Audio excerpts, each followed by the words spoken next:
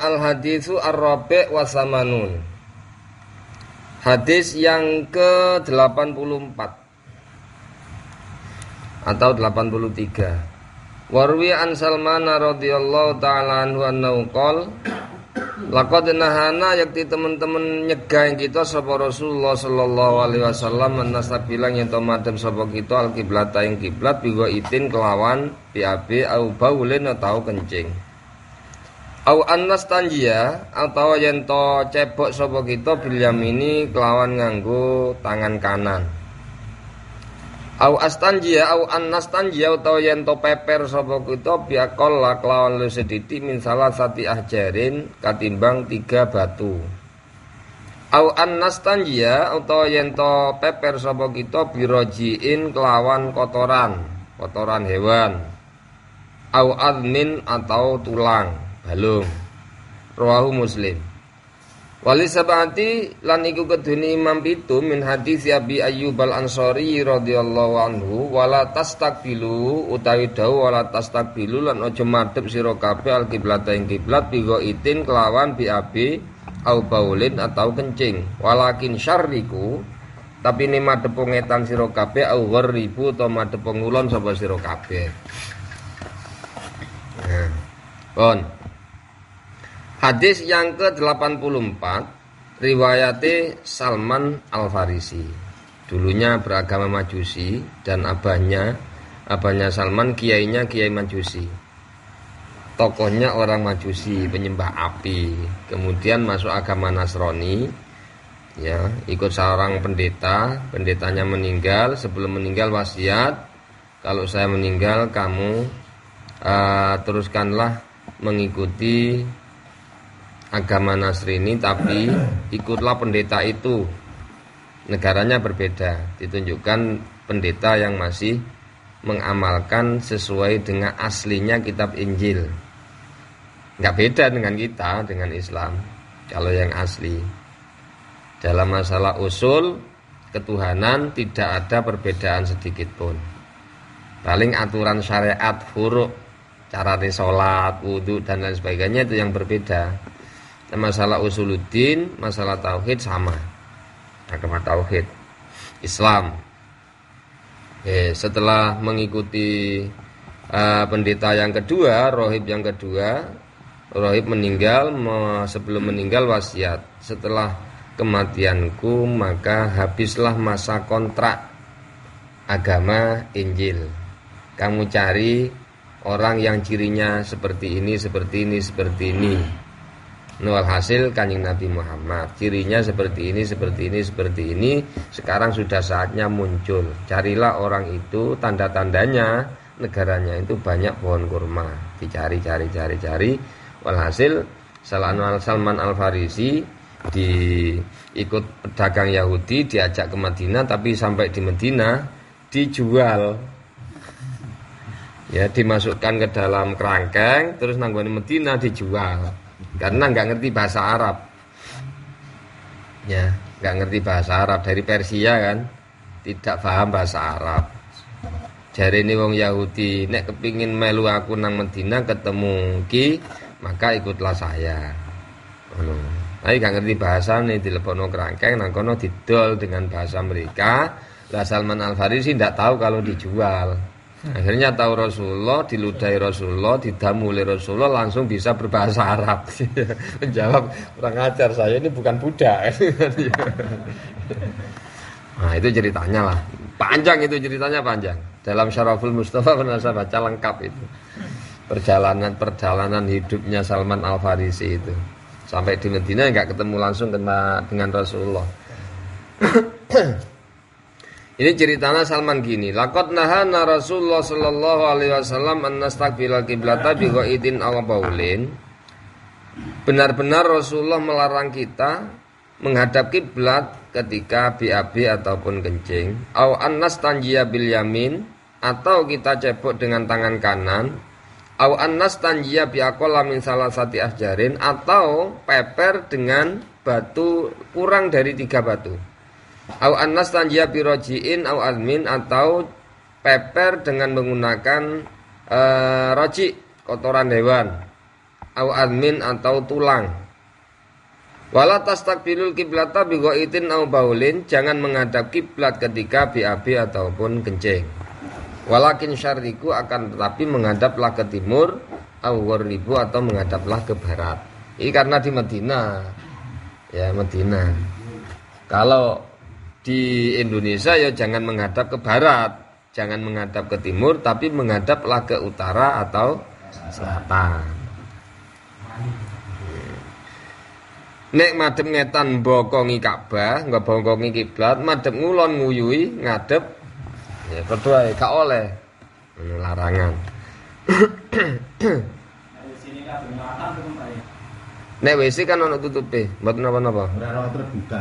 Tidak di ruang terbuka. Yang enggak boleh itu di ruang terbuka. Kalau di ruang terbuka, kalau muat enggak apa-apa. Tapi ada juga yang istilahnya kenceng, pokoknya gak ojo ngadep gawe toilet, ya aja madhep ngulon, aja madhep ngetan. Oke lah pintu toiletnya madhep nang ndi wae gak apa-apa, sing penting iki ne klosete iki aja madhep ngulon ngetan. Ada yang seperti itu. Seperti orang-orang apa namanya? Ketika tahun 91 itu ada jamaah tabligh yang datang ke pondok saya waktu itu. Nah, ketika itu klosetnya itu dikomplain itu kan. Saya tunjukkan ini. Ya.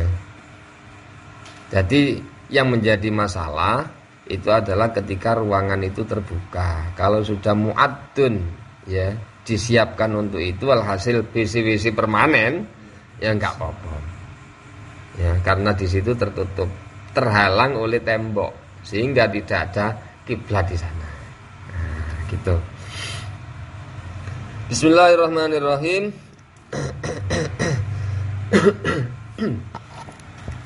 Fikih yang bisa kita ambil, walhasil masih mengatur masalah itu juga ya, mengatur masalah itu.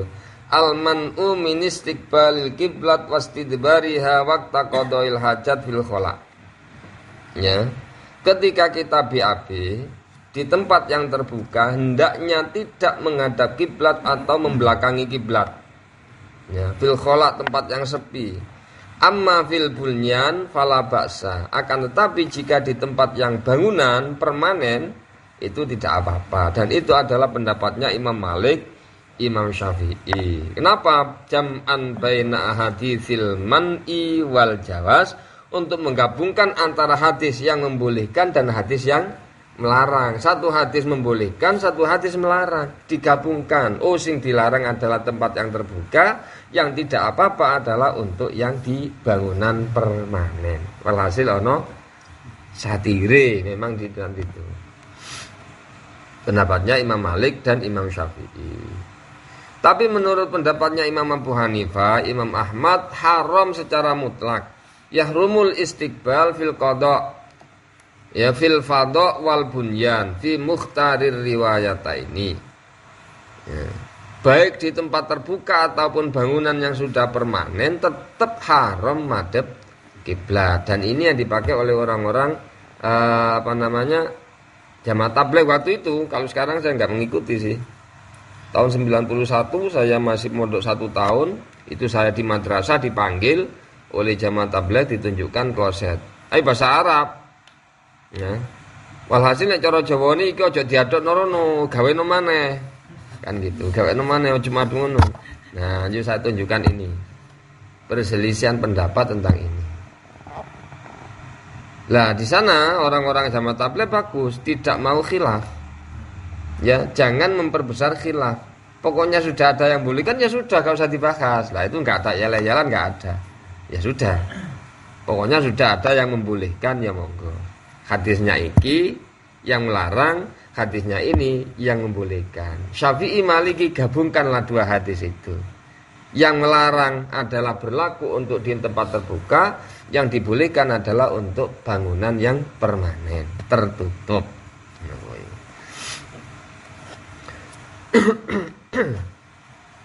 Kemudian yang kedua adalah at-tasyrik wa tahrib, menghadap timur, menghadap barat, bin nisbati liman fil Madinah, ya. Dinisbatkan kepada orang yang berada di utara ataupun selatan Mekah.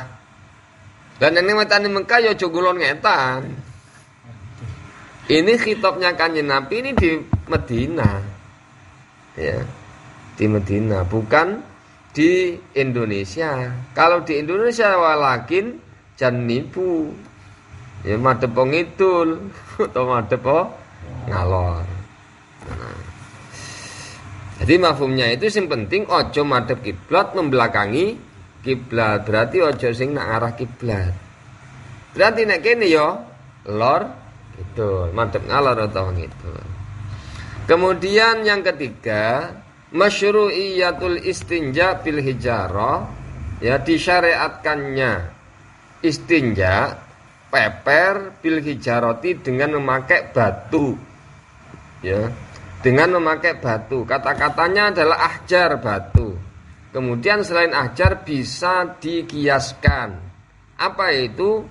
Kullu muzilin segala sesuatu yang bisa menghilangkan kotoran dari tempat keluarnya, baik itu tisu ataupun lainnya. Ya. Kemudian hitungan batu yang dipergunakan untuk peper minimal 3, ya, minimal 3. Kalau 3 sudah bersih, ya sudah bersih, tidak ada kotorannya sama sekali, maka cukup.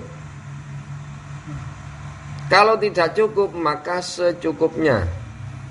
Kalau 1 tok sudah cukup, tetap ditambahi 2. Ya, harus digenapkan 3. Kalau 1 tok sudah cukup, maka harus digenapkan 3. Kalau ketiga nggak cukup, harus ditambah lagi. Setelah habis maka disunahkan witer ganjil.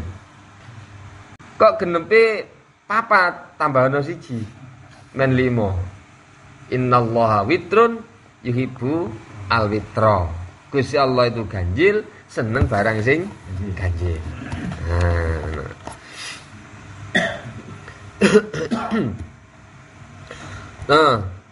Nah, umpamane batu siji bagaimana terinti, ya. Umpamane niki umpama, iku aja lah panganan gak oleh. Umpama iki watu utawa ini adalah tisu, ya.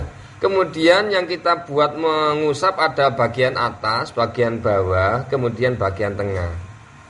Ini tidak apa-apa, sama dengan 3 batu. 1 batu yang punya 3 pojok, yang masing-masing ketika dibuat mengusap itu bukan untuk mengulangi tempatnya ini.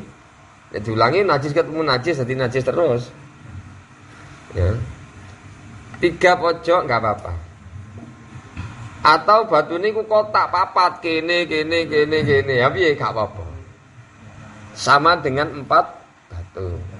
Ya, sama dengan 4 batu. Cara mazhab Syafi'i, mazhab Hambali. 1 batu hajarun dzu salasi atrofin yang punya 3 pojok atau 4 pojok seperti ini kan 4 pojok. Pertama digini seret, terus bagian gini seret, bagian ini seret. Jangan sampai najis yang sudah diusap dengan ini dibuat mengusap lagi. Terinti itu. Berarti 1 batu kalau punya 3 pojok, 4 pojok, 5 pojok maka boleh. Nah, tisu bagaimana? Enggak apa-apa. Manjang mboten napa-napa, pokoknya jadi gembalani. Yang sudah dibuat mengusap jangan dibuat mengusap lagi. Sebelahnya. Tapi jangan sampai tangani kemek gini. Nggih.